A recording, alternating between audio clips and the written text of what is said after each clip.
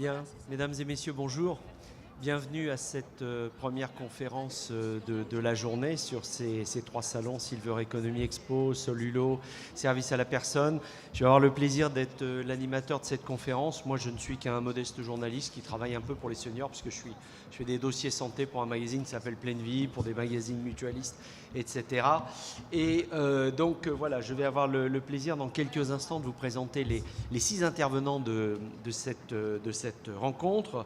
Je voudrais vous signaler que tout ce qui sera dit au cours de cette conférence est enregistré et filmé, et vous pourrez retrouver ça au cours de ces prochaines semaines rapidement sur le site du salon. Donc il faudra un tout petit peu de patience, quelques semaines, et vous aurez l'intégralité des propos qui auront été tenus au cours de cette conférence sur le site internet du salon. Alors, on va tout de suite commencer par faire les présentations de nos invités. Je vais aller assez vite, parce que vous allez voir qu'ils ont un très très beau CV, les uns et les autres, et si je dis tout, la conférence sera terminée, on n'aura pas pu leur poser une seule question et avancer.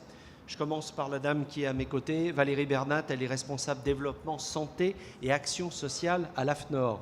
Alors, elle a été rapporteure auprès du groupe de réflexion Silver Economy et du comité national d'orientation stratégique des grands programmes de normalisation en santé et action sociale au sein de ce système français de normalisation. Vous êtes docteur, alors là c'est impressionnant, en pharmacotechnie, j'oublie tout ça, physico-technie, etc., etc. Vous avez rejoint l'AFNOR en novembre 2009. En septembre 2012, vous êtes devenu responsable orientation et développement des grands programmes de normalisation pour les secteurs santé et action sociale. Et vous intervenez en appui de partenaires publics et privés pour évaluer leurs besoins en normalisation. Voilà. Et je tiens à signaler qu'AFNOR Group expose au Salon des services à la personne. Je continue avec les dames. Madame Alexia Lemoine, directrice adjointe de Myriade. Myriade, c'est la mission régionale pour l'innovation et l'action de développement économique. Diplômée de l'IEP, Rennes, Sciences Po Rennes et de l'Université de Paris 1, Panthéon-Sorbonne, expert des écosystèmes du développement économique et spécialiste de l'ingénierie des financements publics aux entreprises.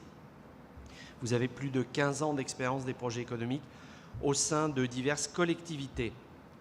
Alors, vous avez en charge les projets transversaux de l'agence et plus particulièrement les filières émergentes et l'innovation non technologique. Et Myriade fait partie de Silver Normandie qui expose également à Silver Economy Expo. Monsieur Fabrice Marcella, êtes-vous là? Il est au bout. Vous voyez, ça change un peu, mais c'est selon mes notes. Donc voilà, je vais de l'un à l'autre, on picore à la tribune. Fabrice Marcella, maire du village Baïséa. Il vous expliquera dans quelques instants ce qu'est le village Baïséa. Il est diplômé de Paris 2, Panthéon-Assas, entré au Crédit Agricole SA en 2009, 10 ans de conseiller en management. Ensuite, il rejoint la direction de la distribution pour animer les travaux autour de l'impact digital et du modèle de distribution. Et en 2014, il est devenu maire, mais maire d'un village particulier, le village Baïséa, écosystème dédié au business et à l'innovation. Et je précise que ce village Baïséa est exposant d'un autre événement qui s'appelle le Salon des micro-entreprises. Je vais y arriver, c'est dur un peu le matin en début de matinée, comme ça vous avez remarqué. Une autre dame qui nous fait le plaisir d'être là, Madame Anne-Sophie de Faucigny. Elle est directrice adjointe des relations institutionnelles et du suivi des politiques publiques chez BPI France. BPI, diplômée du CELSA, de l'UEP de Toulouse, 3 ans en agence de com à Barcelone. Ensuite, elle a rejoint le groupe Publicis à Paris en 2011 et en 2012.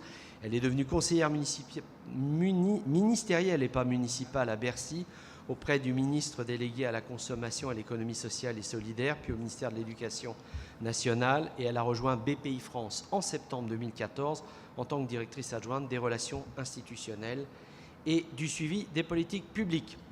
Monsieur Tanguy de la Fouchardière. Voilà, Monsieur Tanguy de la Fouchardière, il est président de la Fédération France Angels, Fédération nationale des réseaux de Business Angels. Ingénieur diplômé de l'ENSIMAG, licence de sciences éco, d'abord cadre dirigeant chez GSI, puis directeur informatique de l'Air et enfin CEO du groupe Eridania Béguincet. Il est membre de France Business Angels depuis 2005.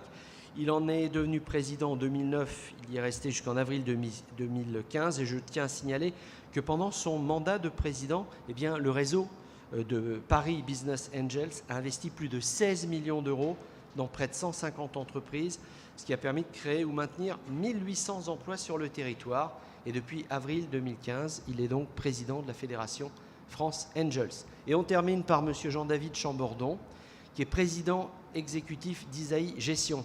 Diplômé de Polytechnique en 82, il a commencé sa carrière chez Capgemini. Il a passé 13 ans et fondé le Capgemini Telemedia Lab dans la Silicon Valley en 97. Puis il a rejoint le monde du capital d'investissement en 99. Et là, ensuite, son parcours, c'est plusieurs sites, plusieurs enseignes, seloger.com, Screentonic, Hawkeys, Ideal, Netonomy, Price Minister, Fast Booking, Twenga, Blablacar. Il est fondateur et vice-président de France Digital et a été l'initiateur puis le porte-parole du mouvement des pigeons. Voilà pour ces présentations.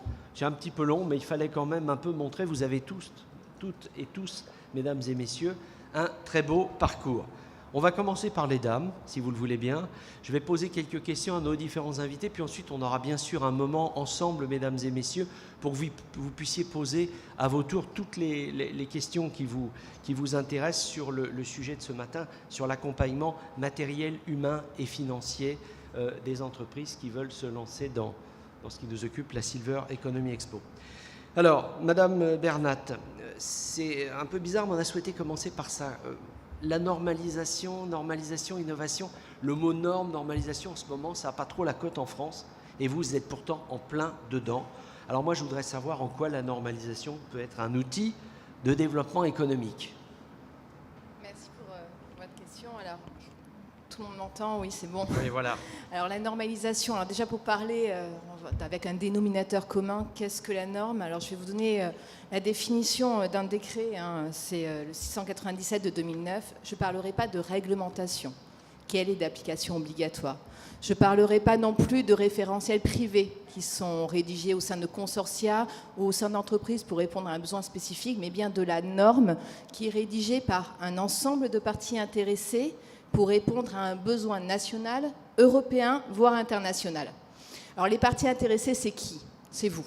C'est les administrations, c'est les ministères, c'est les syndicats, les fédérations, les patients, les consommateurs ou encore les entreprises. Autour de table, vous avez grosso modo 60% des entreprises qui sont présentes. Et dans ces 60%, 30% d'entre elles sont des TPE, PME, start-up, qui peuvent d'ailleurs être présentes gratuitement de par un décret autour de table pour participer quelque part à ce modèle qui est en train de se créer. Alors, outils de développement, hein, c'était la question. Oui, outils de développement, oui. Alors déjà, les normes, elles vous entourent. Donc, elles vous entourent aujourd'hui au quotidien. Un exemple simple de développement économique, la feuille A4. La feuille A4, si elle n'était pas normalisée, on ne parlerait pas d'imprimante, on ne parlerait pas de scanner et plein d'autres outils aujourd'hui connus. Alors c'est peut-être obsolète hein, quand j'ai un spécialiste de la e-connection santé et autres à côté de moi. Mais puce RFID, objets connectés, informatique de santé, voilà. Ça, ce sont d'autres thématiques qui aujourd'hui sont normalisées. Les balances connectées, les tensiomètres connectés et autres. Hein, c'est quelques exemples. On parle d'outils économiques, voilà, de développement. Alors pourquoi ? Eh bien, on voit bien que la norme, au final, elle est utilisée par tout le monde dans le but d'harmoniser, de permettre une interopérabilité. Si on n'avait pas des conteneurs aujourd'hui qui étaient normalisés, eh bien, vos produits ne passeraient pas d'un pays à un autre. S'il n'y avait pas cette petite puce RFID, si la carte monétaire n'était pas normalisée, vous ne pourrez pas l'utiliser dans tous les pays du monde. Ce serait peut-être quand même un peu plus compliqué. Ça, c'est important ce que vous êtes en train de nous dire. On a souvent en tête cette idée qu'une norme, la normalisation, ça bloque, ça empêche l'innovation. Et là, vous avez prononcé un mot important, c'est l'interopérabilité. C'est un outil de passage vers des marchés, de communication, etc. Complètement. Et puis, c'est un moyen de donner confiance au consommateur aussi. C'est un moyen de lui dire, voilà, il y a un niveau de qualité, un niveau de sécurité. On répond aujourd'hui à la réglementation. Je prends le cas des dispositifs médicaux. Aujourd'hui, vous avez un marquage CE pour arriver sur le marché avec un dispositif médical, autodéclaration ou pas, donné par un organisme d'accréditation. Pour ça, il faut répondre à une norme. Et une norme qui permet de déterminer quels sont les éléments qui vous permettent demain de répondre aux exigences de la directive, voire de la réglementation future. Voilà, c'est donner confiance. Et alors, quelles sont les relations entre innovation, parce que c'est un mot qui va beaucoup nous occuper ce matin et qui occupe tous les gens qui viennent visiter ces salons, et normalisation, c'est quoi la relation, le lien? Comment est-ce que la normalisation peut aider à innover? Alors, c'est vrai que ça peut être reçu comme antinomique à la base, mais pas tant que ça. Alors, la Commission européenne le montre bien.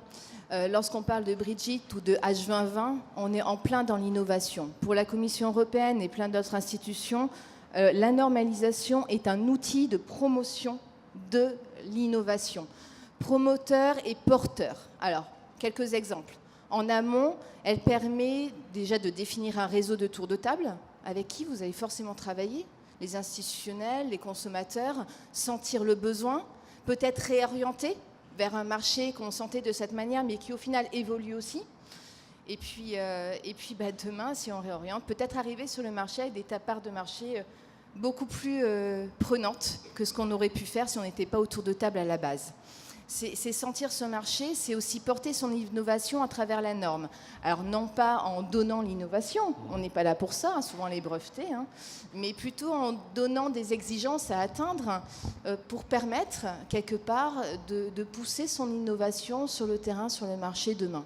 Voilà, c'est vraiment un moyen de pousser. C'est un outil de valorisation de la recherche et c'est un outil qui permet la diffusion des nouvelles technologies. Des exemples, hein, les nanotechnologies, les biotechnologies utilisent aujourd'hui la normalisation pour des méthodes analytiques, pour déterminer, je ne sais pas, un moyen de diffusion. Il y a aussi tout l'aspect marketing, tout l'aspect packaging, design. Enfin, l'innovation, elle est large. Hein, c'est l'innovation des services et des technologies. Voilà. Donc, en amont, c'est ça. C'est sentir les choses, être présent, pousser sa manière de voir et sa manière de faire. En aval, c'est du coup transférer quelque part sa technologie de par la normalisation. Un pays qui le fait très très bien, c'est l'Allemagne. L'Allemagne, une fois qu'elle a innové, elle normalise. Ça lui permet de prendre des parts de marché. Alors non seulement ça lui permet directement de les prendre au sein de leur pays, mais aussi de l'imposer aux autres pays européens. Voire plus loin, évidemment, si on parle des normes ISO. Bel exemple avec l'Allemagne. Et concrètement, comment est-ce que des entreprises peuvent agir pour bénéficier de cet atout? Parce que la normalisation est un atout, c'est ce que vous venez de nous expliquer. On fait quoi concrètement? Alors d'abord une veille.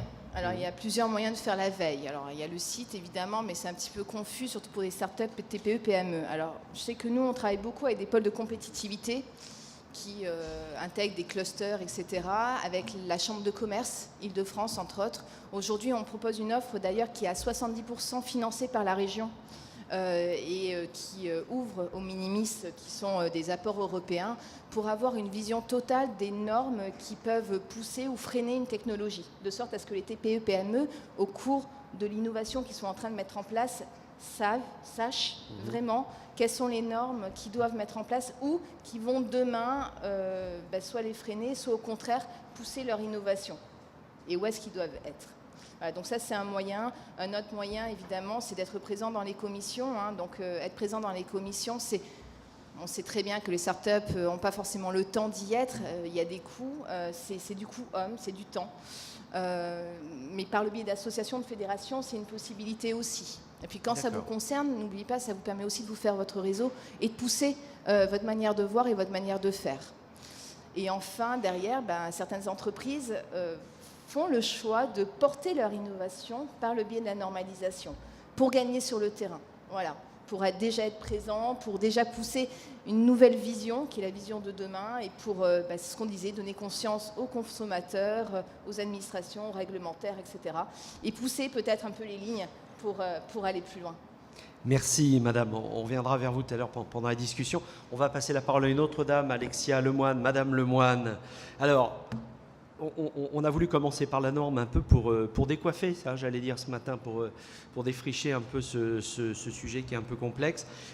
Avec vous, on va revenir à des choses un peu plus générales. Où est-ce qu'on trouve des appuis et des accompagnements matériels et humains de manière générale? Qu'avez-vous à nous dire à partir de votre propre expérience? À quelle porte on frappe? Oui, bonjour à tous. Approchez bien le micro, voilà, approchez un petit peu de vous. Merci.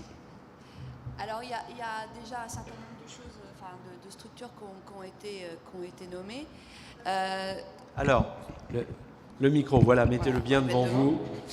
Je dirais que déjà, il existe un vrai écosystème de l'accompagnement des porteurs de projets, que ce soit en création d'entreprise ou en développement d'entreprise, sur les territoires et en proximité avec, je dirais, des opérateurs qui peuvent être des opérateurs généralistes, comme ce qu'on est nous. Donc on est l'Agence régionale de développement économique et de l'innovation. Vous en avez dans toutes les régions en France. Les réseaux consulaires, on vient de parler de la CCI de Paris, CCI ou Chambre de métiers, sont des structures aussi, je dirais, généralistes qui peuvent accompagner les porteurs de projets sur le développement de leurs projets et sur la recherche de financement. Donc je dirais de manière assez globale et plutôt axée sur la recherche de financement plutôt public pour accompagner les projets. Monsieur de la Fouchardière disait tout à l'heure, quand on préparait la conférence, qu'il y avait beaucoup d'aides, mais il y a aussi des aides disponibles, je dirais, au niveau local, national et européen. Et aujourd'hui, la dimension européenne est extrêmement importante pour accompagner les projets. Mais il existe, en rapport avec ces aides, des structures qui peuvent défricher et je dirais, expliquer et accompagner dans la complexité de ces aides et essayer, en tout cas, de les rendre un peu plus simples pour les porteurs de projets. Ensuite, il va y avoir des structures, je dirais, plus ciblées ou avec des métiers plus particuliers. On a parlé des pôles de compétitivité, qui sont de vraies structures d'accompagnement des entreprises pour les aider à développer des innovations et à engager des projets de recherche collaboratifs avec les financements associés. Il y a des filières, des clusters économiques, donc, qui eux sont plus portés sur un marché et qui peuvent aider les entreprises sur ces marchés à la fois trouver des débouchés, des partenaires commerciaux ou industriels. Et puis vous avez des structures d'accompagnement qui ont des outils associés. BPI France, qui est aujourd'hui représenté, ce sont des outils financiers, mais les chargés de mission de BPI France sur le terrain sont des interlocuteurs de proximité des entreprises et ils font un travail d'accompagnement sur le long terme au-delà des outils financiers qu'ils peuvent engager. Les associations, plateformes d'initiative locales par exemple également, ou des associations comme les Business Angels. Donc un panorama assez large avec des ouvert à tout type, toute taille d'entreprise, tout projet. Toute taille d'entreprise, tout projet. Aujourd'hui, les aides publiques, notamment, se concentrent plutôt sur les petites entreprises et les PME. Donc l'ambition et je dirais l'objectif, notamment des régions, puisque je peux en parler encore plus facilement, c'est quand même d'accompagner les PME et les TPE dans leur développement et pour devenir demain les ETI, de demain, quoi. Donc c'est plutôt la cible des entreprises, mais effectivement avec les grands groupes ou les grandes entreprises, on va travailler différemment sur de l'open innovation. Par exemple, nous on a créé un club open innovation et c'est une autre forme d'aide qu'on peut accorder aux entreprises et aux PME notamment. Alors, il y a des outils très concrets qui s'appellent des incubateurs, les accélérateurs. Bon, on connaît aussi les pépinières. Il y a un certain nombre il y a des couveuses aussi. On a plein de mots comme ça. Concrètement, ça sert à quoi? En quoi est-ce qu'ils peuvent aider ces outils, les incubateurs, les accélérateurs, une activité, des produits? Comment est-ce qu'ils peuvent aider à booster une innovation, à se lancer sur un marché? Alors, les incubateurs, eux, sont plus très en amont des projets.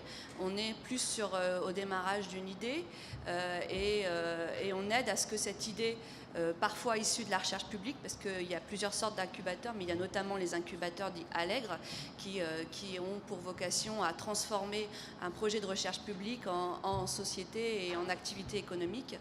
Donc ces incubateurs, on est vraiment en amont de l'entreprise. On est sur l'idée, le brevet, une idée de techno, et on va accompagner dans le cadre de ces incubateurs, donc avec un hébergement, avec du conseil, avec des personnes qui sont là au quotidien pour accompagner les entreprises sur de la mise en relation, sur challenger le business plan, pour challenger l'idée et la transformation de l'idée en entreprise. Les accélérateurs, là, le terme il est il s'exprime par lui-même, c'est accélérer le business, donc c'est faire passer une phase à l'entreprise de développement. On est là, l'entreprise elle est créée, elle existe, elle a parfois un début de business ou parfois elle en a déjà un, plus confirmé, et l'objectif c'est d'accélérer cette entreprise. La faire grandir, voilà, la faire Donc nous on en a créé un accélérateur d'entreprise qui ne s'adresse pas spécifiquement aux startups. Les accélérateurs aujourd'hui, ils sont plutôt portés sur les startups.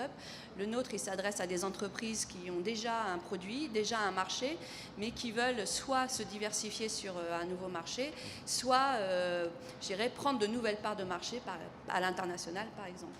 Et donc concrètement, qu'est-ce qu'on fait? On leur propose des bureaux où ils viennent pour travailler.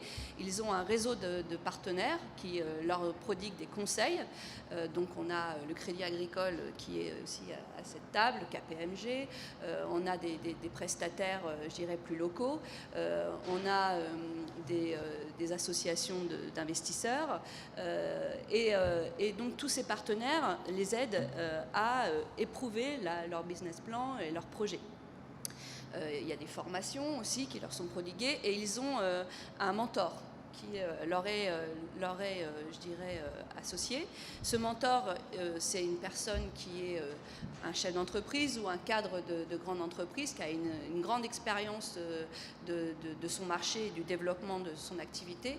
Et il va aider l'entreprise qui est accompagnée dans le cadre de l'accélérateur à trouver des contacts plutôt commerciaux, plutôt business, pour accélérer son business. Et cette phase d'accélération, donc elle dure 12 semaines, c'est extrêmement précis, c'est inscrit dans le temps et dans l'espace, et elle se termine par une rencontre avec des investisseurs. Les entreprises pitchent devant les investisseurs et des clients potentiels, et après cette journée, on accompagne l'entreprise sur la négociation avec ses investisseurs, avec ses partenaires, et le closing des partenariats. Donc on a une première promo qui est sortie là en juin, et on est en train de recruter la deuxième promo. Là, les candidatures ont été closes la semaine dernière. On va les sélectionner avec tous nos partenaires au mois de décembre pour une promo qui va commencer en janvier.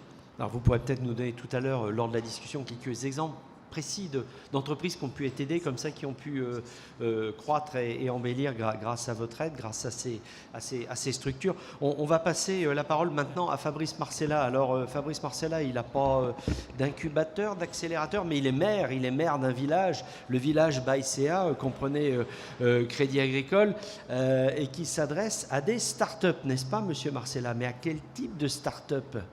Alors oui, bonjour à toutes et à tous. Effectivement, la fonction de maire, elle peut surprendre. Je suis le maire d'un village un petit peu spécial, puisqu'il est au 55 rue de la Boétie, en plein cœur du quartier central des Affaires de Paris. Et l'objectif de ce village, c'est d'accélérer de jeunes entreprises innovantes dans leur développement commercial. On va être assez proche du modèle qui vous a été présenté juste avant. Et l'idée, c'est de les mettre en relation avec un tissu de PME à la recherche d'innovation, puisqu'une PME, pour continuer à se développer, a besoin d'innover. L'innovation coûte cher. Un moyen de le faire, c'est de pouvoir s'associer, en tout cas de rencontrer des gens qui innovent aujourd'hui, que sont ces startups. Deuxième élément très fort, c'est aussi de réconcilier le cycle des décisions des grands groupes, tel que celui dans lequel je travaille, avec le cycle de vie d'une startup. Concrètement, le temps qu'on se décide, la startup, elle n'existe plus. Donc comment faire en sorte pour avoir ce terreau favorable et permettre à ces startups de pouvoir rencontrer ces grands groupes pour continuer à se développer. Alors quelles sont les startups qu'on accompagne? Oui, donnez-nous quelques exemples. Donc dans ce village, il y a plusieurs habitants. Le premier de ces habitants est une pépinière d'entreprise, une pépinière qui est en mesure d'accueillir une centaine de startups. C'est une pépinière généraliste. Ça veut dire quoi? Ça veut dire qu'aujourd'hui, on va couvrir tous les secteurs de l'économie qui bougent, souvent le digital comme prétexte à l'innovation dans le monde physique. On cherche toutefois à avoir des startups dans l'agriculture et l'agroalimentaire. Ça va surprendre personne quand on s'appelle Crédit Agricole, mais aussi dans la santé, l'énergie et l'environnement, le logement, les fintech, les assurtech, mais aussi tous les autres domaines. Parce qu'on croit très fort, en fait, dans ce projet, qu'en s'associant avec des gens qui ne nous ressemblent pas, des structures plus agiles, plus innovantes, on va pouvoir continuer à innover ensemble. J'aimerais citer 2 exemples pour bien comprendre les startups qu'on accompagne. J'ai une startup qui s'appelle Data in Data, qui fait quoi? Qui identifie en temps réel tous les produits contrefaits de marques de luxe vendus sur les médias sociaux et sur le web. En gros, elle affiche, c'est-à-dire quand elle présente sa solution, elle affiche une carte du monde et on voit s'afficher toutes les secondes un point lumineux qui correspond à un produit contrefait mis en vente par un réseau mafieux. On voit bien là que ce sujet-là n'a strictement rien à voir avec le sujet du Crédit Agricole. Pour autant, cette start-up va se développer bientôt dans le monde de la santé. Et là, ça m'intéresse. C'est un des secteurs que je vise parmi les start-up que j'accueille, dans les médicaments contrefaits et dans les vins et spiritueux. Rappelez-vous, agriculture agroalimentaire, c'est aussi un sujet qui m'intéresse. En fait, l'idée, c'est ça. L'idée de ce projet, c'est de pouvoir croiser des profils extrêmement hétérogènes, de maturité très différente, pour continuer à innover ensemble. Et concrètement, qu'est-ce que vous proposez pour les accompagner, pour les aider, les soutenir? Bien sûr. Alors, sachez une chose. Alors, ce qu'on propose déjà, c'est bien sûr le gîte et le couvert. Quand je suis une start-up, on l'a vu tout à l'heure, j'ai besoin de venir installer mon entreprise et de pouvoir travailler correctement, surtout quand je suis une entreprise dans le cloud. J'ai tout intérêt à faire en sorte que mon Internet dans le village fonctionne extrêmement bien. Je vous assure que quand j'ai des petits soucis, je les retrouve tous sur la place du village, puisqu'on a une place du village qui est le lieu qui permet de croiser l'ensemble de ces profils. Vous pouvez être battu aux élections si ça se passe pas bien. Il faut que je fasse très attention en tout cas. Voilà, donc ça c'est le premier élément. Et alors, chose étonnante, quand on a démarré ce projet, petit retour d'expérience, 55 rue La Boétie, tout le monde me disait « Fabrice, c'était gentil avec ton projet, mais les startups, je vois pas pourquoi ils viendraient 55 rue La Boétie. » Parce que dans l'imaginaire de tous, une start-up, c'est dans un garage en banlieue. Alors je vous assure que non, j'ai eu 800 dossiers pour 100 places au 55 rue La Boétie. Donc qu'est-ce qu'on leur propose? Donc le gîte et le couvert, des ateliers de travail extrêmement opérationnels.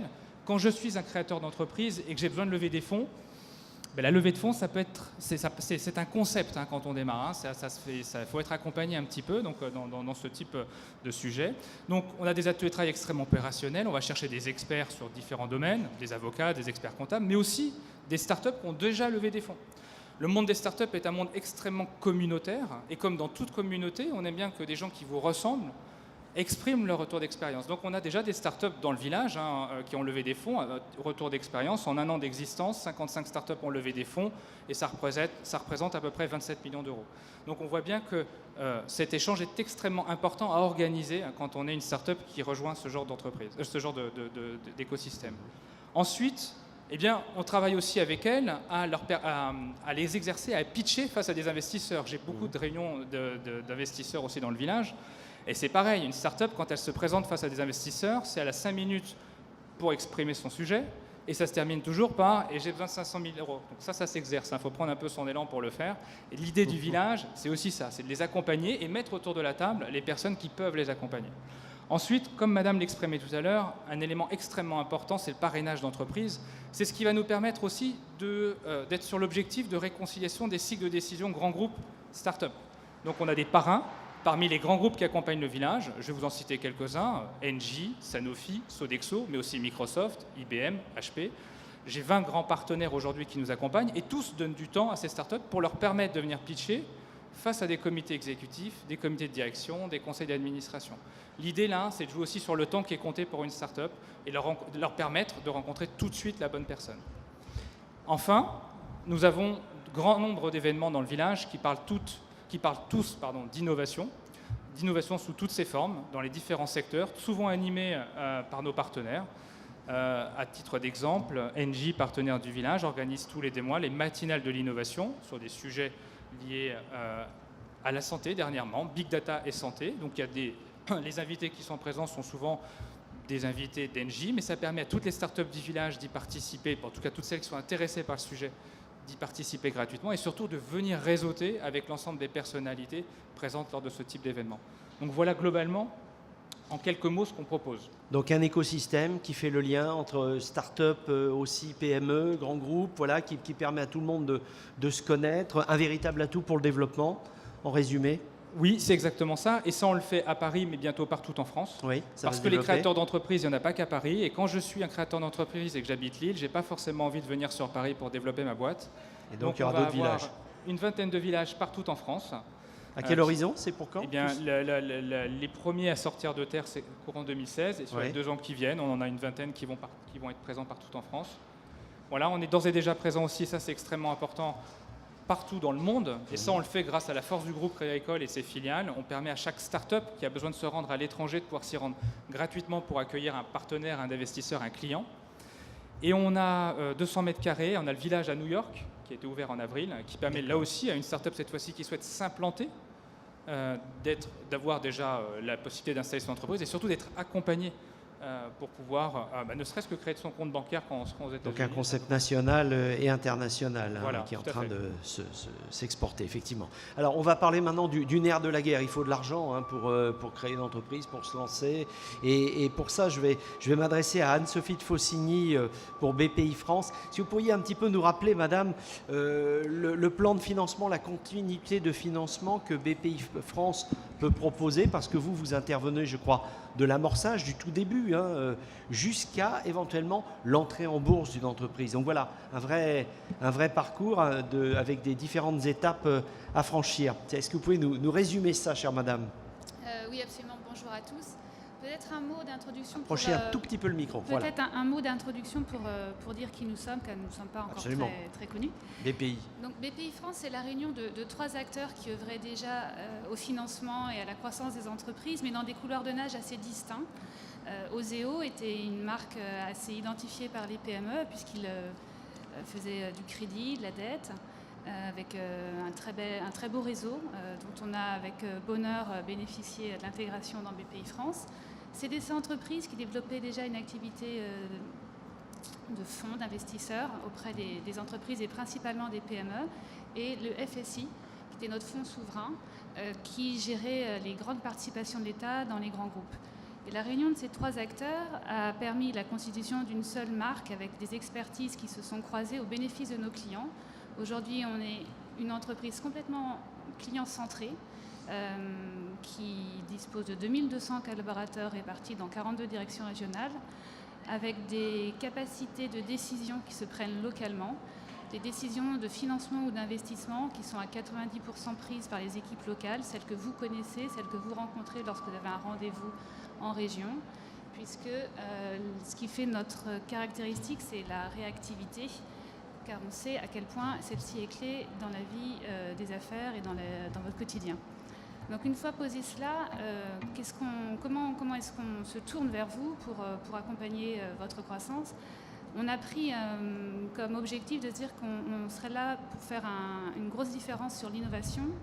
Et l'innovation, c'est évidemment la problématique des startups, mais pas que. L'innovation, c'est le carburant à toutes les étapes de croissance de l'entreprise. Donc on a fondu, simplifié, réfléchi à quels seraient les outils de financement ou les possibilités d'investissement qu'on pourrait proposer à chaque entreprise qui, à un moment donné, veut franchir un palier qui va être décisif pour elle. Donc je dirais qu'on est là pour dire d'une manière un peu lapidaire, et ça résumera un peu le parcours, on peut travailler sur l'étape de l'amorçage avec des aides en création. Je ne vais pas vous faire le catalogue produit, mais pour que vous compreniez que BPI France, c'est l'acteur qui offre un véritable continuum de financement et d'investissement sur l'innovation. Ça veut dire qu'on va pouvoir explorer aux côtés d'un porteur de projet qui en est à ses tout débuts, qui a une idée, une petite étude de faisabilité. On va pouvoir débloquer ce qui reste une subvention, c'est-à-dire on appelle ça un peu le love money de l'État, qui va vous donner le coup de pouce pour mettre au point le premier business plan, explorer la faisabilité de votre idée. Et puis chemin faisant, si l'idée prend, vous commencez à avoir des revenus, on pourra mettre en place des outils tout à fait originaux pour vous permettre de renforcer vos fonds propres dans l'optique d'une levée de fonds. Et puis plus tard, quand vous avez évidemment des flux, mettre en place des prêts et des prêts particuliers. On peut intervenir seul sur la phase très amont, parce que sur l'innovation, on sait qu'il y a pas mal de risques à prendre et on a une mission d'intérêt général qui est quand même d'animer le marché et de manière à ce qu'il y ait des projets qui puissent se tester sur le marché. Et puis, quand les choses commencent à fonctionner pour vous, c'est vrai qu'on a grand plaisir à travailler avec les autres acteurs de la place, que ce soit en financement et en investissement. Donc, de A à Z, vous accompagnez les entreprises. Voilà, Jusqu'au niveau de l'entrée en bourse, ce que j'ai dit tout à l'heure, vous pouvez aller très loin. Absolument. Alors, tout l'enjeu ensuite, c'est vrai qu'on a beaucoup présenté notre action, ou en tout cas nous, on s'est présenté comme cela il y a 2 ans, 3 ans, pour dire qu'on devait pallier à des défaillances de marché. Aujourd'hui, on voit bien que l'écosystème de financement a énormément évolué. On est très heureux de travailler en partenariat avec les autres fonds investisseurs, mais aussi avec les autres banques. Les choses sont en train de bouger très très vite. Si on regarde aujourd'hui comment se positionne la France dans l'écosystème de financement européen, on a la chance d'avoir un réseau de fonds qui est extrêmement dense, qui arrive vraiment à maturité aujourd'hui et que nous envient beaucoup nos collègues européens. Donc c'est vrai que quand Xavier Niel dit que la France est un paradis pour les startups, c'est difficile quand on est porteur de projet, on est submergé par beaucoup de difficultés, mais il existe énormément de choses possibles. Le panel des intervenants aujourd'hui le prouve, et chacun porte un discours sur la façon dont il aborde l'accompagnement, et on se rend compte qu'un porteur de projet peut quand même trouver beaucoup de choses pour poursuivre son chemin. Alors la spécificité de BPI France, je l'ai mentionné très rapidement quand j'ai parlé de la création de l'entreprise, c'est qu'on a réuni des expertises différentes pour se dire qu'elle servirait à décloisonner la façon dont on accompagnait les clients. Concrètement, ça veut dire quoi pour vous? Ça veut dire qu'aujourd'hui, par les fonds propres, par les GDET, ça peut se faire avec un interlocuteur qui est dans la même boutique. Mais ce n'est pas que ça, en fait. Quand on a réuni des gens qui travaillaient au service des PME et des gens qui travaillaient au service des grands groupes, on avait une autre idée en tête, une idée complémentaire à celle-ci, qui était de se dire comment faire bénéficier nos clients de ce carnet d'adresses, de ce portefeuille relationnel qui pourrait très bien servir à tout le monde et surtout servir au pays, à l'innovation, au projet, à faire que plus de projets émergent, plus de partenariats se nouent, plus de mise en relation ait lieu. Pour pouvoir incarner cette volonté, on s'est dit on va se créer d'outils d'accompagnement. Alors, d'autres outils d'accompagnement qui vont compléter ceux qui ont été déjà annoncés. On a à BPI France une grande volonté de travailler avec tout l'écosystème. Et l'écosystème, c'est quoi? C'est vous, c'est les entreprises, les porteurs de projets. Mais ce sont aussi le village by CEA, ce sont les fonds partenaires, ce sont les chambres de commerce, enfin toutes les personnes qui ont un rôle à jouer aujourd'hui pour l'accompagnement des entreprises. Et nous, quelle peut être notre partition? Comment est-ce qu'on peut démultiplier l'impact de notre action en tant qu'acteur BPI France, acteur public? Donc on a créé un hub BPI France à Paris. Alors un hub, on connaissait ça pour les aéroports, mais voilà, alors, le hub BPI France, c'est une nouveauté, alors, ça aussi. L'aéroport connecte différentes destinations. On va faire l'analogie avec ce qu'on propose aux entreprises et aux startups qui viennent régulièrement. On propose de mettre en relation, parce qu'on a dans ce portefeuille historique de l'UFSI pas mal de gens qui sont dans des grands groupes cotés, à qui on parle d'innovation, parce qu'on accompagne le management à travers nos participations. On les accompagne dans leurs décisions, dans leurs choix stratégiques. Et on essaie de faire profiter en fait, de notre capacité à mettre en relation des entreprises qui ont peut-être moins naturellement accès à ces interlocuteurs, parce qu'en France, la vie est faite comme ça, les mondes sont assez cloisonnés, et quand on déjeune dans le sentier, ben voilà, on fréquente des gens qui sont autour et qu'on n'a pas toujours accès, ou pas toujours les moyens d'accélérer la mise en relation avec d'autres contacts, des ETI, des dirigeants d'entreprises qui ont intérêt à connaître ce qui se passe dans leur secteur en termes de jeunes pousses. Et on organise ces rencontres. On en a organisé depuis la création du Hub plus de 102 événements donc, qui sont allés des rencontres internationales de biotech, où on a réuni des labos et des jeunes pousses des biotech. On a organisé aussi des journées de formation pour des entreprises qui partaient en voyage export en Chine. On a organisé des soirées avec des VC américains qui sont venus à Paris prendre des contacts avec l'écosystème français. En tout, plus de 102 depuis le mois d'avril. Donc vous êtes une agence de rencontres, hein, au bon sens du terme. Voilà, vous pouvez le dire comme ça. En tout cas, vous aidez les gens à se marier entre les petits, les gros. On essaye de favoriser des partenariats fructueux. On dit souvent le marché en France est encore un peu... il y a énormément de jeunes pousses, il y a beaucoup d'entreprises qui arrivent à un certain niveau de maturité. Et puis après, quand il s'agit de mondialiser sa trajectoire, on a besoin d'un apport en fonds qui est assez important. Mais ça peut être aussi, on peut avoir aussi besoin d'une sortie industrielle. Et on est aussi là pour faciliter ces rencontres. Et on espère on constate en tout cas qu'on a des résultats assez intéressants. Que ça marche. On va accélérer un tout petit peu, madame. Justement, accélérateur, vous êtes accélérateur, hébergeur aussi de start-up? Absolument. Donc du coup, on s'est dit, pour rester en prise avec la matière, il fallait aussi qu'on ait des start-up avec nous. Donc on intervient, nous, dans une phase d'accélération qui est vraiment postérieure à l'incubateur. En fait, j'ai rapidement échangé aussi avec M. Marcella du village by CEA. by CA, pardon. Nous sommes fixés en fait comme objectif de nous occuper de start-up et de proposer un hébergement à celles d'entre elles qui avaient besoin, qui avaient déjà un produit sur le marché, réalisé une première levée de fonds et qui étaient donc en phase d'accélération. Et c'est là où on s'est dit que le concept de mise en relation du hub, donc le hub est un espace physique de 1000 m² au centre de Paris, mais il y a aussi sur place des startups qui payent un hébergement et bénéficient des expertises en conseil et financement. Mais la grande promesse, quand elles rejoignent BPI France, le hub, pour y être hébergées, c'est quand même cette promesse de mise en relation. Alors, on le comprend facilement quand je vous parle d'une centaine d'événements organisés, parce qu'évidemment, à chaque fois, elles sont sur place, elles peuvent nouer des contacts. Mais c'est aussi, de manière plus rationnelle, des choses qu'on organise en lien avec les entreprises que nous accompagnons par ailleurs, puisqu'on accompagne 80 000 clients en France, de différents stades de maturité. Donc ça nous permet aussi d'avoir une vision un peu 360 sur les besoins des uns et des autres. Il y a...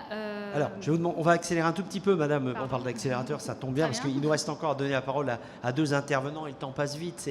C'est très court, 1 heure pour aborder tous les sujets. Je note simplement dans ce que vous avez dit que vous sentez dans ce pays, et c'est une bonne nouvelle, hein, il y a un vrai foisonnement d'idées, de projets, et je crois là-dessus, monsieur de la Fouchardière, que vous allez rejoindre ce qu'a dit madame de Faucigny. Il y a une vraie envie d'entreprendre, c'est ce que vous ressentez, vous, chez les business angels? Est-ce qu'on est un pays à la traîne en Europe, ou est-ce qu'on est plutôt en pole position? Quel est votre ressenti avec toute l'expérience que peut avoir votre réseau? Alors, l'expérience, c'est l'observation de ce qu'on a. D'ailleurs, ce qui vient d'être expliqué montre bien que le mot entrepreneur et le mot entreprise devient quelque chose avec de la valeur, alors qu'il n'y a pas très longtemps, il n'y a pas si longtemps que ça, on se faisait de l'auto-bashing, de l'auto-French bashing, en disant on n'est pas bon, tous les bons s'en vont, rien ne va bien, etc. Et là, on est dans une période, et j'espère qu'elle va durer longtemps, où l'ambiance sociologique, médiatique, porte quelque chose de positif sur ce goût d'entreprendre, le goût de l'entreprise, création de valeur pour l'économie française, quoi, hein. Donc, il est urgent d'en prendre conscience, il est urgent de prendre les bonnes mesures et d'encourager tous ceux qui veulent entreprendre, hein. L'objectif, c'est pas de devenir fonctionnaire, c'est justement de créer de la valeur dans son entreprise. Alors, est-ce qu'on est les meilleurs d'Europe? Pour beaucoup de choses, on est les meilleurs d'Europe, je pense, sur les talents et de l'innovation, hein. Ça, c'est très important. Les structures d'accompagnement, on vient abondamment en parler. Puis on va parler de la vôtre après, les business angels. Oui, non mais là je parlais plutôt en amont, là, amont, hein, les incubateurs et toute structure d'accompagnement existe bien. Je pense qu'il y a un point faible quand même en France, encore, c'est qu'il y a beaucoup d'argent en France, mais il est planqué, il est mis dans des réserves, il est mis dans des bas de laine, mais qui n'est pas investi dans l'économie d'entreprise. Alors, notre jeune ministre de l'économie a commencé à aborder cette question-là. Investissez dans l'économie d'entreprise, qu'on appelle la vraie économie, moi j'appelle ça l'économie d'entreprise, hein, c'est-à-dire là où l'investissement peut être productif, c'est-à-dire créateur de valeur. L'immobilier, c'est une valeur refuge, très bien, mais il n'y a pas que l'immobilier pour s'enrichir. Il y a également contribuer au développement de l'économie française en investissant. Et je crois que là, en France, on n'est pas forcément les meilleurs, ni dans la partie amorçage, même s'il y a eu d'énormes progrès, et encore moins dans la partie quand on veut faire partir des PME vers les ETI ou vers les plus grandes entreprises. Le besoin de financement, alors qu'il y a plein d'argent, il n'est pas encore débloqué. Les raisons, elles sont sans doute politiques ou elles sont d'abord fiscales, hein, je pense que c'est ça, puis il y a un peu un rôle sociologique de prise de risque. Et ça, c'est très important qu'il n'a pas... Voilà le point où on en est. Alors, mais on est pas mal envié, d'ailleurs, Nicolas Dufour, quand il était revenu d'un voyage récent en Allemagne, avait dit « mais les Allemands nous regardent comme la Silicon Valley de l'Europe ». Alors là encore, voilà, vous êtes en train de bousculer les idées reçues, on en parlait tout à l'heure avec les normes. On est bon, tant mieux, il faut arrêter de faire de l'auto-bashing, de se flageller. Mais il y a quand même une compétition immense en ce moment sur tous les sujets qu'on aborde. C'est comment on peut y batailler en étant bien armé, cette compétition? Qu'est-ce qui doit être prioritaire? Qu'est-ce qui doit primer? La compétition, elle se fait entre quoi aujourd'hui? La compétition, elle est entre les entrepreneurs, hein, les créateurs d'entreprises. Il ne faut pas qu'ils pensent qu'ils sont tout seuls. et que ça va marcher d'un coup. Hein. Mais c'est quoi? C'est le projet qui prime ou c'est... Ah non. Ouais, oui, c'est et le projet et l'équipe. Hein. Le projet et l'équipe. Il y a un certain nombre de critères qu'il faut bien avoir en tête. Hein. C'est d'abord une bonne équipe. Hein.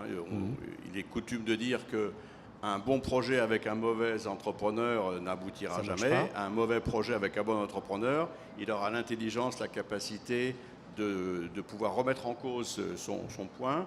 Vous savez, quand on aborde un marché, on a fait un beau business plan avec un beau business model, et puis le marché va nous répondre des choses différentes, quasiment systématiquement. Hein. Donc il faut être capable de pouvoir rebondir, pivoter, comme on dit, hein, rebondir pour pouvoir repartir. Donc là, c'est quand même la qualité pluridisciplinaire d'une équipe au départ. Hein, bien préparé également, en amont. L'entrepreneur, business développeur, gestionnaire, manager, et ayant un bon produit, une bonne idée sur son marché. Et bien préparé, en amont, hein, pas y aller comme ça, oui, le préparer, tête baissée. Souvent, on voit beaucoup d'entreprises qui se cassent la figure parce que... voilà. Oui, parce que ce qui est important, c'est les accompagner. Alors, souvent, là, on va revenir sur les business angels. Voilà, on parle souvent d'accompagnement. L'accompagnement, il va de la création de l'idée à tout ce qui a été expliqué tout à l'heure sur les incubateurs et toutes les structures d'accompagnement, accélérateurs, etc. Accélérateur, ça vient à un certain moment. Mais la particularité du business angel, c'est une personne physique, individuelle, qui investit et qui accompagne son investissement, mais pas comme un directeur financier, il l'accompagne comme un associé à la réussite de son entreprise. Ça, c'est très important parce que il a raison. S'il met de l'argent, il a intérêt à regarder comment ça va se passer et à accompagner l'entrepreneur pour la réussite de son projet. En fait, souvent, on a coutume de dire qu'il n'accompagne pas toujours l'entrepreneur. En fait, il accompagne l'entreprise, la fait grossir, lui crée sa valeur et la développe de manière à ce qu'elle puisse trouver, parce que c'est pas un seul tour de financement, il y a N tours de financement, il vaut mieux qu'il y en ait beaucoup. C'est une bonne nouvelle, ça veut dire que la boîte grossit et qu'elle a besoin de financer son fonds de roulement, d'ouvrir de nouveaux marchés, d'embaucher de nouvelles équipes. Il faut donc mettre de l'argent un peu en avance. Et donc le business angel, sur une période qui va entre 5 et 7 ans, va accompagner cette entreprise dans tout ce parcours de développement, en le conseillant, en étant son ange gardien ou son diable, parce qu'il va lui dire des choses qui déplaisent, mais il va le remettre en cause. Et c'est ça qui est important pour l'entrepreneur, d'accepter cet accompagnement de remise en cause par le business angel dans l'intérêt commun de la réussite de l'entreprise, c'est-à-dire de la création de valeur. Donc il n'hésite pas à dire là, vous faites fausse route, stop. Oui, on constate d'ailleurs. Alors, il y a des tas de mécanismes là-dessus qui permettent d'avoir une gouvernance commune avec des échanges sur les sujets qui sont importants. La mise en place de tableaux de bord, pas de tableau de bord, je dirais financier, mais de tableaux de bord opérationnels pour dire comment on y va. Comment on regarde le carnet de commande, ou dans quel secteur le marché réagit, sous quelle forme, quel a été le retour de mes clients, et comment je vais pouvoir améliorer mon offre pour pouvoir la faire croître plus vite. Parce qu'il y a une autre dimension de la compétition, c'est la vitesse. Hein. On n'est plus au 19e siècle, on n'est même pas eu au 20e. Les choses vont très vite, la compétition entre entreprises, etc. Les prises de marché doivent être très rapides. Et ça, c'est très important. On peut toujours se développer sans financement extérieur, en autofinancement, mais ça va mettre 10 ans. Avec un financement, ça va mettre 2 ans ou 3 ans. On va passer à M. Chambordon, on va terminer. Vous avez beaucoup de choses à nous raconter, c'est très dense, c'est très riche. M. Chambordon, vous êtes un spécialiste du numérique, du digital. J'ai cité tout à l'heure le nombre de sites ou d'entreprises par lesquelles vous avez passé. Je voudrais que vous nous parliez un petit peu, on va faire un petit focus sur Internet. On est sur le salon de la Silver Economy, évidemment.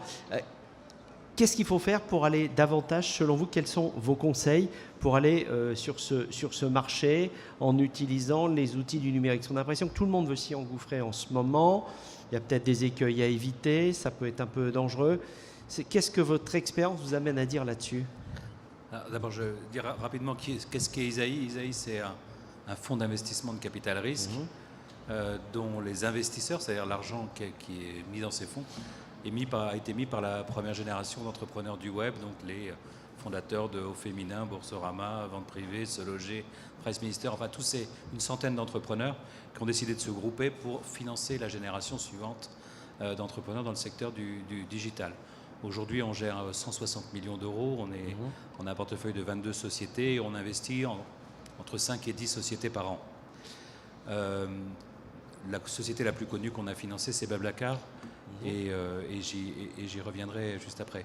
Alors, on n'a pas du tout de focus Silver Economy dans notre thèse d'investissement, dans notre roadmap d'investissement. Et quand on m'a invité ici, j'étais un peu surpris, sauf que mon grand âge peut-être le justifiait. Non, c'est pas ça. J'ai interrogé moi, les gens de notre portefeuille pour savoir comment ils réagissaient. Et en fait, on s'est aperçu, alors je ne sais pas s'il y a une segmentation de la Silver Economy qui est étalonnée ou même normalisée par la FNOR, mais que le très grand âge, aucune de nos startups n'était concernée.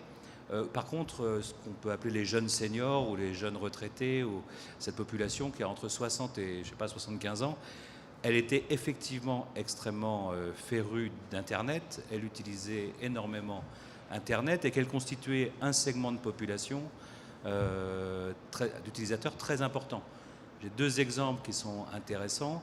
On est actionnaire d'une société qui s'appelle Evaneos, qui fait des voyages sur mesure, qui permet d'aller en Tanzanie, en Birmanie, à Ushuaïa, enfin dans des destinations, sympa, oui, des destinations un peu lointaines, ou au Vietnam, ou des choses comme ça, et de sortir des sentiers battus. Il se trouve qu'une très grosse partie de la population, ce sont des jeunes retraités. Pourquoi ? Parce que c'est des gens qui ont de l'argent, qui ont du temps, qui peuvent préparer leur voyage, qui ont envie de découvrir le monde, qui sont en pleine forme, etc.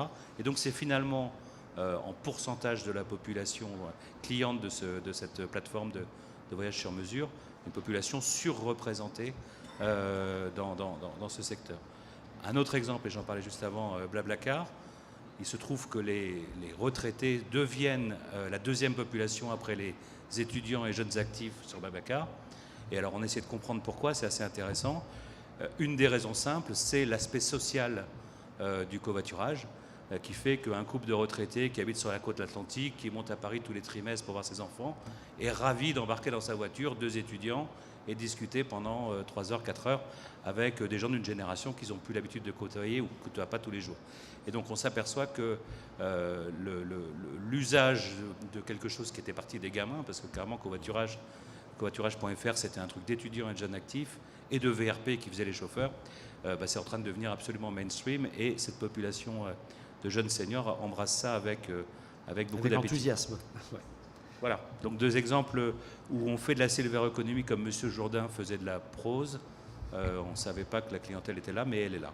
Alors, vous avez financé, vous l'avez dit, beaucoup d'entreprises. Quels sont les critères d'un investisseur comme vous pour accompagner une entreprise ? Qu'est-ce que vous demandez à l'entreprise avant de dire banco, je mets de l'argent sur la table ? Je vais d'abord définir le mot capital risque parce qu'il n'est pas forcément connu de tout le monde. Le capital risque, c'est quoi ? C'est du financement en capital pour qu'une entreprise ait une trajectoire d'hypercroissance qui passe vraisemblablement par des pertes très importantes. D'accord ? Donc le métier de capital risque, c'est de financer des pertes importantes à condition qu'il y ait hypercroissance. Et quand je parle d'hypercroissance, ce n'est pas des croissances de 10 ou 12%, c'est des croissances au-dessus de 100% pendant plusieurs années. Une trajectoire qui ne peut pas ressembler à ça n'est pas finançable par le capital risque, il faut en avoir conscience. Alors, quels sont les critères d'un investisseur en capital risque ? C'est d'abord de voir si l'entreprise qui se présente à lui, même si elle est toute petite, elle peut avoir cette trajectoire d'hypercroissance et faire que, pour prendre l'exemple de Blablacar, on est rentré dans l'entreprise en 2010, ils étaient 7 collaborateurs, ils sont aujourd'hui 400, à la fin de 2016 ils seront sans doute 700 ou 800. Voilà, donc passer de 7 à 800 en 6 ans, c'est de l'hypercroissance. Donc c'est ce genre de trajectoire que l'on recherche. Alors évidemment, les histoires à la Blablacar sont rares, mais c'est ça qu'on cherche. Alors quels sont les critères ? L'équipe, alors Tanguy a dit mauvais projet, bonne équipe, c'est mieux que je souscris à 100%. Le sujet de l'équipe est très important, et je noterai une chose sur la nouvelle génération d'entrepreneurs, c'est qu'on voit de moins en moins de one-man show, on voit de moins en moins d'entrepreneurs tout seuls porteurs d'un projet, on voit de plus en plus des équipes de fondateurs. Et donc en tant qu'investisseur, se dire il y a un bon manager de business, il y a un bon marketeur, il y a un bon techie, ils sont ensemble, ils sont à parité dans le capital, ils ont envie de construire une belle histoire sur les 5-10 ans qui viennent, c'est plus rassurant que l'homme orchestre dont on peut imaginer peut-être qu'il trouvera ses limites plus vite, puisqu'un peu isolé, un peu seul. Pas de course en solitaire. Donc la notion d'équipe devient assez importante. La notion de business model est importante aussi, puisque On est dans un pays où, comme le disait Tanguy, l'argent est planqué dans l'immobilier, dans les bons du Trésor. Il n'est pas dans l'économie. On manque de capital. Et donc, par définition, des histoires extrêmement capital-intensives qui nécessitent beaucoup de capital, où la croissance coûte très très cher, notamment la croissance initiale, ne sont pas finançables dans notre beau pays. C'est pour ça qu'il y a un certain nombre d'entrepreneurs qui partent à l'autre bout du monde. C'est pour pouvoir financer des histoires qui ne sont pas finançables dans notre pays. Donc le business model, il doit être en adéquation avec ce que la chaîne de financement offre en France. Le early stage, c'est un métier local, donc on trouvera son financement early stage là où on est. Après, une fois qu'on se développe, on peut effectivement aller chercher de l'argent à Londres, à Singapour, à New York, à San Francisco. Mais ça arrive une fois qu'on a atteint une vraie masse critique et une vraie... et on a véritablement émergé. Donc le business model est très important. Et puis le timing est important aussi. Alors les entrepreneurs souvent négligent cet aspect, mais si vous êtes le énième acteur qui fait telle chose, alors qu'il y en a déjà 10 qui se sont lancés, alors qu'il y a déjà un leader américain qui fait 100 millions de dollars de chiffre d'affaires, bah c'est peut-être trop tard, il faut peut-être laisser tomber. Il vaut mieux avoir entre guillemets, raison un peu trop tôt, alors pas trop tôt, parce que trop tôt, personne ne vous croit, mais un peu trop tôt, c'est bien, parce que ça veut dire que vous serez à un moment donné lancé alors que d'autres ne sont pas encore lancés, et que l'avantage que vous avez pris pourra rester décisif. L'exemple de Blablacar est un bon exemple, encore une fois. En 2009, personne ne croyait à covoiturage.fr comme un vrai business. Tout le monde pensait que c'était un truc de babacool ou d'association. C'est une boîte qui vaut aujourd'hui 1,4 milliard d'euros. Donc c'est une vraie valeur d'entreprise. C'est d'ailleurs, il y a 2 ou 3 sociétés en France privées dans l'Internet qui valent plus qu'1 milliard. Elle en fait partie. Ils sont partis avant tout le monde. Et donc personne n'a pu les rattraper sur ce secteur-là. Et aujourd'hui, présent dans 19 pays, 22 millions de membres, qui croient d'1,5 million de membres tous les mois. Donc on est dans quelque chose de leader mondial qui est inarrêtable aujourd'hui, ou en tout cas difficile à arrêter. Vous n'avez pas parlé de l'innovation, Monsieur Chambordon. L'innovation, c'est le critère majeur pour bénéficier du soutien d'un capital risqueur ou pas?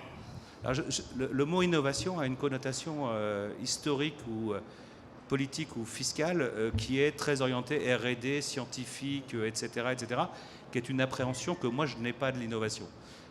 Pour moi, innovation, c'est faire quelque chose différemment, en gros, moins cher, plus rapide, plus sympa. D'accord, donc c'est beaucoup plus général. Alors peut-être qu'il y a de la techno pour faire moins cher, plus rapide, plus sympa. Peut-être qu'il n'y a pas de techno, je m'en fous un peu. Ce qui m'importe, c'est que cette offre nouvelle, plus rapide, plus sympa, moins cher, elle puisse être mise dans les mains du consommateur. Et l'Internet est une plateforme extraordinaire pour mettre dans les mains des utilisateurs des services nouveaux, des produits nouveaux, etc. Voilà. En tout cas, je vois que votre définition vous séduit, hein, mesdames, messieurs, vous êtes d'accord? C'est pas mal, ça, ce que vient de dire M. Je disais à ma voisine que BPI France avait redéfini l'innovation, parce que l'innovation au sens OSEO, c'était l'innovation que technologique, hein, donc les GIEI, etc. Et que BPI France a fait un gros effort il y a quelques temps, je ne sais plus, ils ont sorti un petit bouquin sur quels sont les différents types d'innovation qui sont en général de la rupture, mais c'est peut-être dans du process, ça peut être dans tout un ensemble de choses. Il y a d'ailleurs un petit document qu'ils ont publié qui serait intéressant que vous puissiez regarder, il doit être sur leur site. Je suis en train de faire la pub de BPI France. Ben voilà. Bercy donc c'est pas que du Révolution techno, ce que vous avez dit. Le temps passe très vite, on n'a qu'une heure et il va nous rester quelques minutes. Est-ce que vous avez, mesdames et messieurs, quelques questions à poser? On a fait un tour d'horizon assez large, vous avez vu, avec nos invités sur les moyens matériels, humains pour accompagner, et puis les moyens financiers avec BPI France, avec le capital risque que nous a présenté M. Chambordon. Est-ce qu'il y a des questions qui vous tiennent à cœur, sur tout ce que vous venez d'entendre? Puis ensuite, on vous demandera peut-être de nous citer très rapidement 1 ou 2 exemples d'entreprises dont vous avez entendu parler ou que vous avez aidé à travers le village ou à travers le soutien d'AFNOR, de BPI, qui vous semblent des bons exemples. On a parlé de Blablacar avec vous, M. Chambordon. Mais avant cela, mesdames et messieurs, est-ce qu'il y a des questions? J'entends un grand silence. J'ai l'impression que vous avez été particulièrement exhaustif. Alors, petit tour d'horizon très vite. Des exemples d'entreprises qui ont bien marché. Blablacar, on a vu un peu pourquoi ça fonctionnait. Est-ce qu'on peut, sans dire forcément des noms, mais nous donner des exemples concrets de projets qui marchent, qui ont pu être facilement accompagnés? Et pourquoi, en 2 mots à chaque fois? Je dis juste un témoignage très, très récent. On est Actuellement, on est dans la semaine des Business Angels, c'est-à-dire que l'ensemble des clubs de Business Angels en France, ils sont à peu près 80, qui représentent 4500 personnes. Hein. Ça, c'est une face visible. Et puis, il y a des tas d'autres Business Angels qui travaillent de façon indépendante. On va parler de ceux qui sont en réseau. Et hier soir, j'étais à une manifestation à Vélizy où on honorait un club, le club des Yvelines, hein, AvestY, honorer un investissement qu'ils avaient fait en 2008-2009, je crois, qui est Walix. Je ne sais pas si tu connais Jean-David Walix. Alors Walix, c'est une boîte qui a été menée par Jean-Noël de Galzin et qui, de rien du tout, pendant 3-4 ans, a marné, a beaucoup travaillé, appuyé par un petit groupe de business angels. Et progressivement, parce que c'est une technologie, c'est dans la sécurité Internet, hein, ou dans la sécurité globale de l'information, hein, si le produit avait été utilisé par Société Générale, on n'aurait pas eu Jérôme Kerviel, quoi, hein. Voilà, c'est ça qui est le type de risque. Alors, c'est un truc très pointu sur le plan technique. Et cette petite équipe, ils étaient 3 ou 4, et surtout un très bon binôme au départ, donc l'histoire de l'équipe est toujours bonne. Eh bien, ils ont fait une levée de fonds au mois de juin dernier, 10 millions d'euros, donc ça fait 7 ans après leur création, 10 millions d'euros mis en bourse, et une valorisation qui, de pas grand-chose il y a 7 ans, est passée à 40 millions. Hein. Ah oui. Voilà. Ça, c'est de la création de valeur. Alors, il n'y a pas eu que les business angels, il y a des business angels au départ, et puis ensuite, il y a eu des relais par des fonds un peu plus structurés, parce que Business Angel, on trouve 500 000 euros, puis après, il faut trouver d'autres relais. Donc voilà, c'est le type de boîte, en un temps relativement court, avec une énergie très forte des entrepreneurs, est arrivé à mettre en bourse. Ça lui permettait d'ailleurs maintenant de se développer. Du coup, le fait de se mettre en bourse, il est connu par beaucoup de monde. C'est pas encore une licorne. Hein. En Normandie, Madame Moi, je vais revenir à des exemples peut-être moins ambitieux en termes de montant et de valorisation.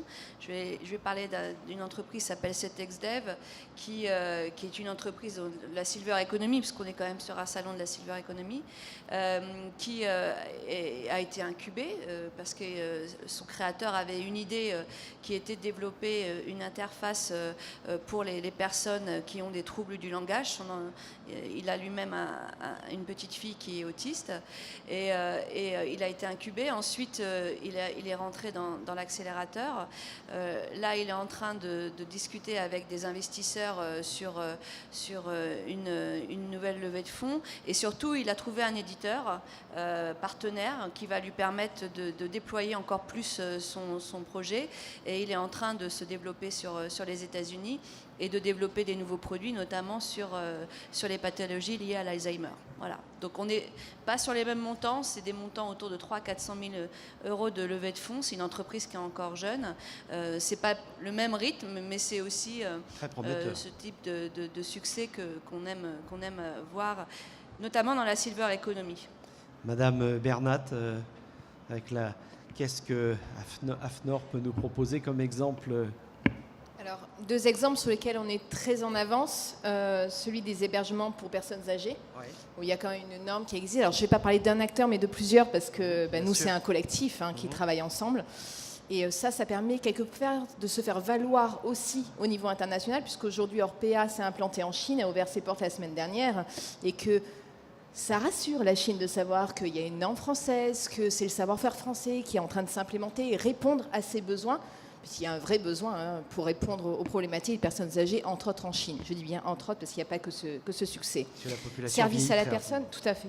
Service à la personne, c'est notre exemple. On est très en avant sur ce sujet. L'Europe nous envie et souhaite collaborer avec nous pour justement répondre également à des services peut-être mieux organisés dans les différents pays. Et puis, j'ai donné un contre-exemple, celui où on n'a pas été... Ne marche pas, ça. Ou pas assez vite. Oui. Celui du véhicule électrique. Voilà, le véhicule électrique, on parlait de l'Allemagne tout à l'heure. L'Allemagne, elle a imposé sa norme, c'est-à-dire qu'on faisait partie du tour de table, mais qu'on n'a pas été assez rapide pour imposer notre point de vue, parce qu'on ne s'est pas mis d'accord suffisamment tôt au niveau national. Et aujourd'hui, la prise électrique des véhicules de demain, c'est la prise allemande qui a été acceptée, pas la nôtre. Et ça, c'est un marché européen qui a été pris par l'Allemagne. Et un parc à renouveler au niveau français. Monsieur Marcella, vous avez un exemple donné au village, et puis ensuite on interrogera votre voisine, un exemple d'entreprise, sans forcément donner un nom d'ailleurs, mais pour qu'on puisse... avoir nous, des cas on est tout concrets. jeune, hein, on a un an de retour d'expérience. J'aime bien citer cet exemple qui est un exemple de rencontre, j'allais dire quasiment improbable si le village n'avait pas été là. C'est une start-up qui développe des lunettes à réalité augmentée. C'est une femme, c'est une chef d'entreprise, qui a une sacrée personnalité d'ailleurs, et qui propose quoi? En fait, ce sont des lunettes à destination plutôt des motards. Ces motards peuvent avoir, grâce à ces lunettes, le GPS directement dans leur champ de vision, leur permettant d'aller d'un point A à un point B au travers de la direction qui est présentée. Vous voyez bien que cette start-up n'a strictement rien à voir avec mon monde à moi, qui est le monde de la banque. Pour autant, cette start-up, lorsqu'elle a pitché sur cette belle place du village auprès d'un directeur général du Crédit Agricole et un directeur général de la Crédit Agricole Assurance, de là est né de cette belle rencontre un cahier des charges qui lui a été donné de développer des lunettes à réalité augmentée à destination des agriculteurs, 9 agriculteurs sur 10, c'est un client du Crédit Agricole, donc à destination des agriculteurs pour leur donner quoi? Une information à valeur ajoutée sur l'état de santé de leur bétail ou l'état de santé de leur champ de culture. On voit bien que là, cette belle innovation, finalement, j'allais dire à aucun moment, je pense, très honnêtement, on y serait allé.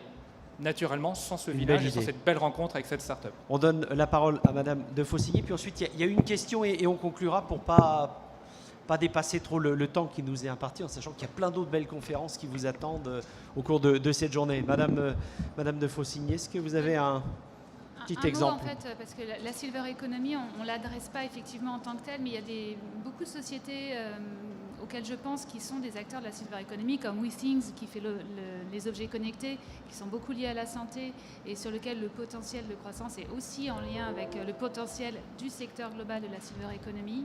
Je pense aussi à Voluntis, qui est une société qui traite les maladies chroniques avec des applications en e-santé, qui a un potentiel de croissance gigantesque aux États-Unis. Ils viennent d'avoir une accréditation FDA. Et ces sociétés, on a décidé de les accompagner pour justement être là à un moment donné où l'apport d'argent doit être important pour adresser le marché américain. Et puis, je voulais compléter d'un mot, ce que je n'ai pas dit tout à l'heure, c'est qu'il y a aussi un fonds d'investissement. Approchez bien le micro, madame. Il y a un fonds d'investissement qui adresse particulièrement toutes les entreprises du secteur de la silver economy, dont nous sommes souscripteurs pour partie, avec d'autres acteurs comme Réunica, Clésia. Le tour de table a été conclu il y a à peu près un peu plus d'un an et qui s'appelle CISA. Et je pense que c'est important de le mentionner quand même aujourd'hui. J'avais oublié de le faire tout à l'heure. Merci madame. On va prendre une question. Il y a un monsieur qui... Voilà, on va laisser monsieur poser une question, puis ensuite on conclura cette rencontre pour rester dans le timing. Bonjour, Manuel Dupré. J'ai une question en fait, parce qu'on parle beaucoup de timing et quelque chose que j'ai du mal à identifier, c'est à quel moment est-ce qu'on fait intervenir la propriété intellectuelle ? Parce que finalement, on a envie d'aller chercher le retour de nos clients potentiels et un frein personnellement, c'est justement à quel moment est-ce qu'on va faire intervenir un brevet et une éventuelle publication qui évidemment intervient le plus tôt possible mais qui a un coût à la fois en termes financiers mais aussi avec un vrai besoin de fonction de soutien, juriste, etc. qui n'est pas forcément présente au début d'une start-up. Question pertinente et importante. À quel moment ça faire propriété intellectuelle? Ça laisse bouche bée. Bon, je vais me lancer. Puisque voilà. C'est pas facile à répondre parce que il faudrait connaître votre cas d'espèce, quoi. Hein. Il y a quand on peut dire propriété intellectuelle, quand on est un peu dans du matériel, ça peut venir relativement vite. Ou dans d'ailleurs, je parlais tout à l'heure de la boîte que j'avais vue hier soir et qui effectivement, elle avait déposé des brevets parce qu'on est dans des domaines très techniques où ça peut se breveter. Puis il y a d'autres éléments d'innovation où il n'y a pas besoin de brevet. Hein, même le logiciel, un brevet ne protège pas vraiment. Hein, moi, je ne pense pas. Et puis on est tellement petit par rapport à des gros mastodontes que de toute façon, ça n'a pas beaucoup de sens. Hein, je pense que la rapidité d'exécution, elle vaut tous les brevets du monde. Hein. Donc, c'est pour ça votre question est embarrassante. Hein, ça dépend si vous pouvez breveter quelque chose que vous avez codifié, que vous avez. Alors effectivement, c'est peut-être à l'AFNOR de répondre hein, sur les brevets, non? Vous ne travaillez pas avec la... Personnellement, c'est sur quelque chose de très technique, en effet, sur un objet physique. Mais la conclusion à laquelle je suis arrivé, c'est que la seule protection possible, vraiment pertinente pour une start-up, c'est la vitesse. Alors, Madame Bernat, peut-être un mot là-dessus, puis ensuite on conclura. Pour les brevets et la normalisation, c'est absolument pas antinomique. C'est-à-dire que vous pouvez déposer un brevet à n'importe quel moment de votre développement et par faire partie de la norme. Tout simplement parce que souvent la norme, c'est le résultat, c'est l'objectif, c'est les exigences, c'est la sécurité. Donc quelque part, c'est un moyen, en participant autour de table, de pousser votre manière de faire pour atteindre ces exigences, mais sans divulguer le brevet. Après, demain, s'il y avait une norme avec un brevet, alors il faut savoir que déjà la licence dans ces cas-là doit être gratuite et puis non discriminatoire. Voilà. Mais généralement, ce n'est pas sur le brevet que se fait la norme. Merci. Pour conclure cette rencontre, mesdames et messieurs, qui aurait pu durer longtemps parce que c'est un sujet passionnant, je voudrais en quelques mots, chacun d'entre vous, votre message, votre conseil essentiel en quelques mots seulement pour répondre à cette question. Voilà, qu'est-ce qu'on fait pour développer son activité, son projet innovant? Quel est votre conseil majeur, votre message majeur? Monsieur Marcella, on va faire un tour au village, c'est vous qui commencez. Oui. Est-ce que vous avez un conseil clé Oui, à donner? alors, il y en a un en particulier, je vois souvent les startups du village qui cherchent à séduire les grands groupes, et je comprends que c'est important en tout cas séduire les grands groupes, mais je leur dis toujours, n'oubliez pas aussi les PME, elles vont avoir un biorhythme qui va être compatible avec votre cycle de vie, donc investissez aussi du temps auprès d'elles pour développer votre portefeuille, développer votre chiffre d'affaires. On peut s'épuiser auprès des grands groupes. Madame, pour BPI France, votre conseil majeur, votre message, il y en aurait beaucoup. Le message, c'est foncer. Je ne sais Foncez, pas trop quoi dire d'autre. foncez, oui, oui. En réalité, on est nombreux ici à dire qu'il y a beaucoup de choses qui existent, surtout au stade de l'amorçage. Donc, après, n'ayez pas c'est vrai peur, que, allez-y. Allons-y, et puis on fera tout pour être avec vous. C'est un peu le même message, c'est foncez, mais travaillez, confrontez-vous, restez pas en bocal, hein, confrontez-vous à la réalité, faites des échecs, on ne l'a pas encore dit ça, mais faites des échecs, oui. Ça c'est la meilleure école. Faut pas, si on répète plusieurs fois la même erreur, ça devient une faute, mais n'ayez pas peur de faire des erreurs et de les corriger rapidement, parce qu'il faut aller très vite. Madame Lemoine. Je dirais la même chose et que ne pas hésiter à s'ouvrir et à solliciter des personnes. Et souvent, vous allez faire des rencontres de personnes dans telle ou telle structure ou dans tel et tel contexte qui seront au quotidien avec vous pour vous accompagner. Il y en a plein partout en France dont c'est la mission et qui sont motivés pour ça. Monsieur Chambordon. Moi, j'ai fait mettre des affiches chez Isaïe qui s'appellent Bullshit Free Zone. Donc, il n'y a pas de bullshit dans nos salles de réunion. C'est un gros mot, ça. Hein, voilà, et j'ai un proverbe que j'aime beaucoup qui n'est pas d'histoire de gitans entre gitans. Les entrepreneurs sont des gitans, les capitaux risqueurs sont aussi des gitans. Voilà. Donc, soyons des gitans aventureux qui foncent, etc. Et en ce qui vous concerne, Madame Bernat, pour l'AFNOR. Alors, je ne vais pas innover, hein. Soyez acteurs, c'est vous qui détenez la plume, prenez-la avant que d'autres la prennent. Voilà, ça va vite. Merci beaucoup, mesdames, merci, messieurs, pour cette conférence bien dense, bien riche en informations.